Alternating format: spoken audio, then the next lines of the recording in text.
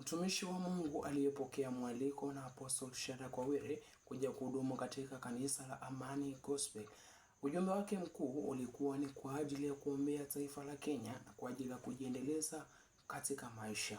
Alikuwa anahubiri katika kanisa hilo la Amani Gospel ambao waumini walimiminika kwa ajili ya kumsikiliza. Mtumishi huyo Bwana Sam kutoka Nakuru alikuwa na haya. We are here to build our lives. We are here to build our finances.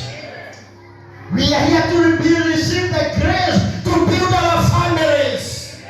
Why do you go to Amani Gospel Church? Because there is an apostolic grace for building the families.